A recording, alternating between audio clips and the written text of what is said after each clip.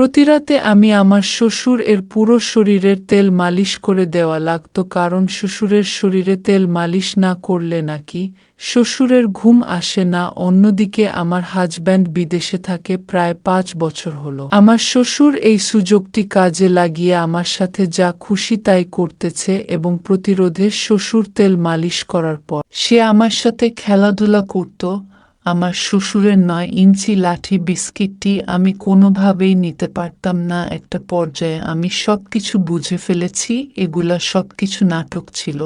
প্রতিরাতে আমি শ্বশুরের পায়ে ধরে বলতাম, আমি আপনার মেয়ের মতো, আমাকে ছেড়ে দিন। শ্বশুর আমাকে বলতো, আর মাত্র 5 মিনিট, আমার পাইপ থেকে পানি বেড়ে গেলে তোমাকে ছেড়ে দেব। বন্ধুরা, আজকে তোমাদের সাথে আমার জীবনে ঘটে যাওয়া একটি গল্প তোমাদের সাথে আলোচনা করব। তোমাদের পায়ে ধরে বলবো আজকের ভিডিওটি 1 সেকেন্ডও না টেনে সম্পূর্ণ ভিডিওটি দেখার জন্য, এবং ভিডিও লাস্টে অনেক মজা আছে।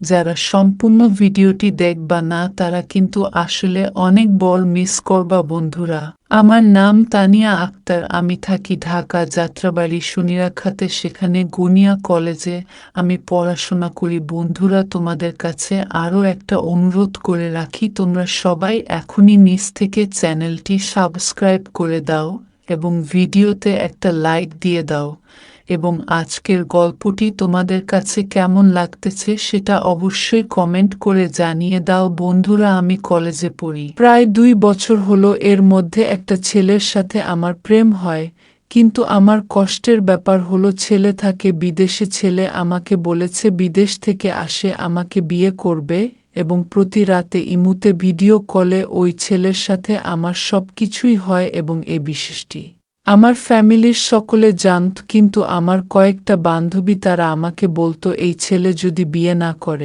তখন তোর অবস্থা কি হবে। কিন্তু বিদেশে থাকা আমরা ভালোবাসা মানুষের প্রতি আমার একটা বিশ্বাস ও সম্মান ছিল। একদিন আমাকে বাসা থেকে বিয়ের জন্য অনেক বেশি চাপ দেয়। পরে বিদেশে থাকা প্রবাসী সেই ছেলেকে আমি বলি, আমাকে বিয়ের জন্য চাপ দিচ্ছে, এখন আমি কি করব। পরে ওই ছেলে বলতেছে, তুমি আমাদের বাড়িতে যাও, আমার আব্বুর সাথে তুমি দেখা করো। পরে আমি কোনো কথা চিন্তা না করে বিদেশে থাকা আমরা ভালোবাসা মানুষের কাছ থেকে শ্বশুরের নাম্বার নেই। তারপর শ্বশুরকে আমি মোবাইল করে পরে আমি আমার শ্বশুরকে ফোন করে বললাম, আমি আপনার ছেলেকে পছন্দ করি। আপনার ছেলে বলছে আপনার সাথে যেন আমি একটু দেখা করি। আপনি বলেন আমি কবে আসব আপনার সাথে দেখা করতে। পরে আমার শ্বশুর বলতেছে, তুমি রাত 2টার পর আসো, আমি তখন ফ্রি থাকবো। তখন আমি অবাক হয়ে বললাম, এটা আপনি কেমন কথা বলতেছেন, এত রাতে আমি কেন আসব আপনার সাথে দেখা করতে। পরে আমার শ্বশুর বলতেছে, আমি সারাক্ষণ বিজি থাকি, কাজ করি, শুধুমাত্র এই সময়টাতেই ফ্রি থাকি। তোমার যদি মনে চায় তুমি এই সময় আসবা, তা না হলে আমার পক্ষে সম্ভব না।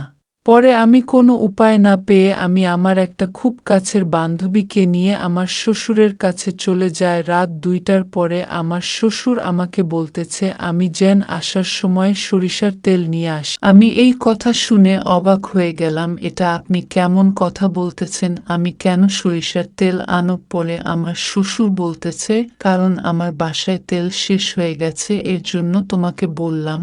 পরে আমি আমার শ্বশুরের মন রক্ষা করার জন্য আসার সময় 1 কেজি সরিষার তেল নিয়ে আসি। তারপর আমি শ্বশুরের বাসার সামনে গিয়ে শ্বশুরকে ফোন করে আসতে বলি। তারপর আমি শ্বশুরের বাসায় যাই, রুমে ঢুকে দেখি বাসাতে কেউ নাই। তখন আমি একটু ভয় পেয়ে যাই। তখন আমি আমার বান্ধবীকে বললাম, এখানে থাকা কি ঠিক হবে নাকি চলে যাব। পরে আমার বান্ধবী বলতেছে, সমস্যা নাই, আমরা এখানে কিছুক্ষণ কথা বলে তারপর চলে যাব। পরে শ্বশুর আমাকে বলতেছে, আমাকে দেখে ভয় করার কোনো কারণ নাই, তুমি আমার ছেলেকে পছন্দ করো। আমার ছেলে আমাকে সবকিছু খুলে বলছে, সামনের মাসে তোমাদের দুজনের বিয়ে হবে, আর আমাকে দেখে সব সময় সম্মান করবা।